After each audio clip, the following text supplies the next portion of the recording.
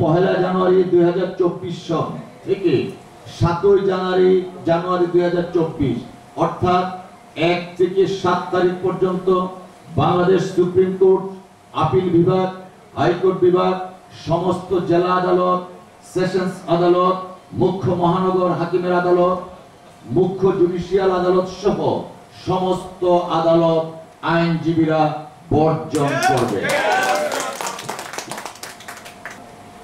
সরকার বা সরকারের কোনো অনুচরদের উস্কানিতে পা না দিয়ে শান্তিপূর্ণভাবে এই গণতান্ত্রিক কর্মসূচি সফল করার জন্য আপনাদের মাধ্যমে বাংলাদেশের সমগ্র বিজ্ঞ আইনজীবী সমাজের নিকট উদাত্ত আহ্বান জানাচ্ছি।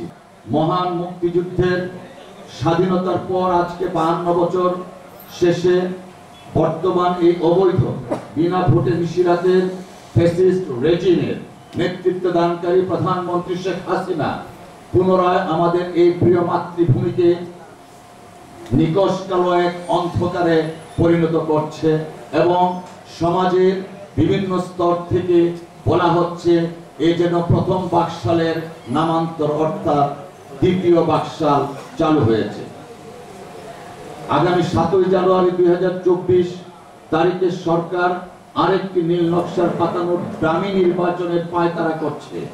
কথিত নির্বাচনকে অংশগ্রহণমূলক দেখানোর জন্য সরকারি দলের স্বতন্ত্র প্রার্থী, বিদ্রোহী প্রার্থী, অনুগত প্রার্থী প্রভৃতি হরেক রকমের প্রার্থী দাঁড় করিয়ে রাখা হয়েছে। কারা ডামি হিসাবে দাঁড়িয়ে থাকবে তাও ঠিক করে দিচ্ছে এই বর্তমান অনির্বাচিত সরকার এবং তার প্রধান। প্রিয় বন্ধুরা, অবৈধ ফ্যাসিস্ট সরকার রাষ্ট্রের সাংবিধানিক প্রতিষ্ঠানগুলোকে হয় আজ্ঞাবহ করেছে অথবা করায়ত্ত করতে না পেরে প্রতিষ্ঠানগুলোকে দুমড়ে মুচড়ে ভেঙে দিয়েছে। কিন্তু বেদনাহত চিত্তে আমরা প্রত্যক্ষ করছি 28 অক্টোবরে বিএনপি সহ ভোটের অধিকার ও গণতন্ত্রে বিশ্বাসী সকল রাজনৈতিক দলের নেতাকর্মী ও বিভিন্ন শ্রেণী পেশার নাগরিকদের উপর সরকারের পেটুয়া বাহিনী ক্র্যাকডাউন করলো। তখন নেতাকর্মীদের আইনের আশ্রয় লাভের অধিকার আনফরচুনেটলি উপেক্ষিত হলো, যা দেশ ও জাতির জন্য অত্যন্ত দুর্ভাগ্যজনক।